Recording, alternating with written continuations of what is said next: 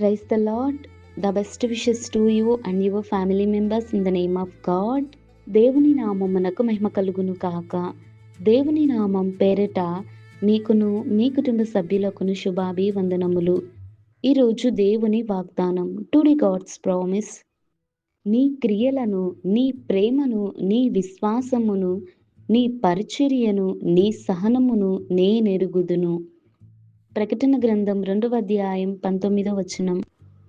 I know your works, your love and faith and service and patience endurance. The book of Revelation chapter 2 verses 19. క్రీస్తునందున్న ప్రియమైన సహోదరి సహోదరులారా, ఈ శ్రేష్టమైన ఉదయకాలంలోను దేవుడు మన అందరితో కూడా మాట్లాడుతున్నాడు. చూడండి, దేవుడు మనతో ప్రతిదీ తెలియచేస్తూనే ఉన్నాడు. మనం ఎలా జీవిస్తున్నామో, ఎలా బ్రతుకుతున్నామో, మన క్రియలు ఎలా ఉన్నాయి, ఇతరుల పట్ల మనం ఎలా ప్రేమాభిమానాలను కలిగి ఉంటున్నామా లేదా కోపము, ద్వేషము, క్రోధము కలిగి ఉంటున్నామా అనేది కూడా ఆలోచన చేయాలి. అలాగే నీ విశ్వాసంలో నీవు ఎలా జీవిస్తున్నావు, దేవుని నమ్ముకొని దేవుని తన సొంత రక్షకునిగా అంగీకరించిన మరి విశ్వాసులు ఏ రీతిగా జీవిస్తున్నారు, మరి ఆ విశ్వాసులకు ఏ రీతిగా మరి సంఘములో మరి ఆ యొక్క మందిరంలో దేవుని కొరకు ఎవరైతే మరి పరిచర్య చేస్తున్నారో అది తమ సొంతంగా చేస్తున్నారా, దేవుని కోసం చేస్తున్నారా అనేది కూడా ఇక్కడ మనం ఆలోచించాలి. అలాగే నీవు ఏ రీతిగా సహనమును కలిగి ఉన్నావో, మరి అవమానాల పట్ల, మరి అనేకమైనటువంటి ఇబ్బందుల పట్ల, సమస్యల పట్ల, శ్రమల పట్ల మరి సహనమును, ఓర్పును మనం కలిగి ఉండాలి. దేవుడు ఏమంటున్నాడంటే, నీ క్రియలను, దేవుడు మొదటిగా మన యొక్క క్రియలను చూస్తాడు. మన వెంట వచ్చేవి కేవలం మన యొక్క క్రియలే కానీ మన యొక్క ఆస్తిపాస్తులు మన వెంట రావు. ఎందుకంటే మనం మరణించినప్పుడు మన యొక్క శరీరం అనేది అది మట్టికే కలిసిపోతుంది, కానీ మన యొక్క ఆత్మ దేవుని చెంతకు తిరిగి వెళ్ళిపోతుంది.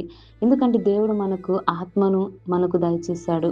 ఆ ఆత్మ మరలా తిరిగి దేవుని చెంతకు చేరుతుంది. మరి ఈ భూమి మీద మనం జీవించినప్పుడు, ఈ లోకంలో మనం బ్రతికినప్పుడు మన యొక్క ప్రవర్తన ఎలా ఉన్నది, దేవునికి ఇష్టానుసారంగా ఉన్నదా లేదా పరిశీలన చేయాలి. మరి దేవుడు మరి మనకు దయచేసినటువంటి ప్రేమ, దేవుడు ప్రేమ స్వరూపయ్య ఉన్నాడు. మనల్ని కూడా దేవుడు మన ఇరుగు పొరుగు వారి పట్ల ప్రేమాభిమానాలను కలిగి ఉండమని చెప్పి ఉన్నాడు కదా.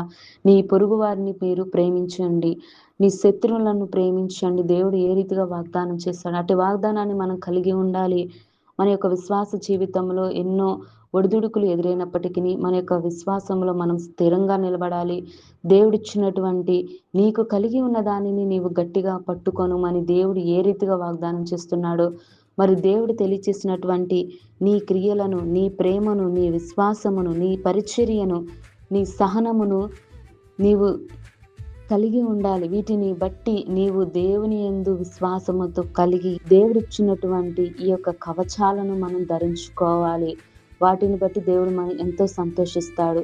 మన యొక్క జీవితం కూడా బాగుపడుతుంది. కనుక మన యొక్క జీవితాలను సరిచేసుకుంటూ మారు మనసు పొందుకొనుచు మనకై మనం తగ్గించుకొని దేవుని ఉన్నతమైన నామాన్ని బట్టి మనము స్తుతించుకొని, ఈ లోకం శాశ్వతం కాదని, శాశ్వతమైనది పరలోక రాజ్యం అని మనమంతా తెలుసుకొని మారు మనసు పొంది మరి ఇతరుల పట్ల ప్రేమను కలిగి ఉంటూ, విశ్వాసాన్ని కాపాడుకుంటూ, దేవుని పరిచర్యలోను యథార్థంగా పనిచేసి మరి సహనమును మనము, ఓర్పును, సహనమును మన జీవితంలో అవలంబించుకొని ముందుకు సాగిపోయినట్లయితే దేవుడు తప్పకుండా మన జీవితాల పట్ల ఆ యొక్క పరలోక రాజ్యంలో దేవుడు మనకు స్థానాన్ని ఇస్తాడు. కనుక దేవుడి వాక్యమును మనందరి జీవితాలలోనూ నెరవేర్చును గాక. ప్రార్థన. మహోన్నతుడా, మా ప్రియ యేసయ్య, నీ పరిశుద్ధమైన పాదమునకు స్తుతులు, స్తోత్రాలు. తండ్రి, ఈ ఉదయకాలంలో ఈ వాక్యం ద్వారా మాతో మాట్లాడినందుకై వందనాలు. ప్రభువా, నీ చర్యలోను మేము ముందుకు సాగిపోతూ ప్రభువా, మా క్రియలను ప్రభువా మేము ఏ రీతిగా ప్రేమను కలిగి ఉండాలో, మా విశ్వాసాన్ని మేము ఎలా కాపాడుకోవాలో తండ్రి, మేము ఏ రీతిగా సహనమును కలిగి ఉండాలో మాకు సహాయము దయచేయండి.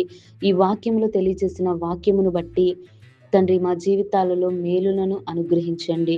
ప్రభువా, మా యొక్క క్రియలను మేము కాపాడుకొనుచు ఈ యొక్క శాశ్వతమైన పరలోక రాజ్యంలోనికి మేమంతా చేరేలాగున సహాయము దయచేయండి. ప్రభువా, నీ యొక్క కృపను మా మీద ఉంచండి, జాలిని మా మీద ఉంచండి, మీ ప్రేమను మా పట్ల ఉంచమని ఎవరైతే ఈ వాక్యం విన్నారో వారందరి జీవితాలలో మీ ఆశీర్వాదములు ప్రతి ఒక్కరి కుటుంబ జీవితాలలో మెండుగా దయచేయమని యేసు నామమున ప్రార్థిస్తున్నాను తండ్రి. ఆమేన్.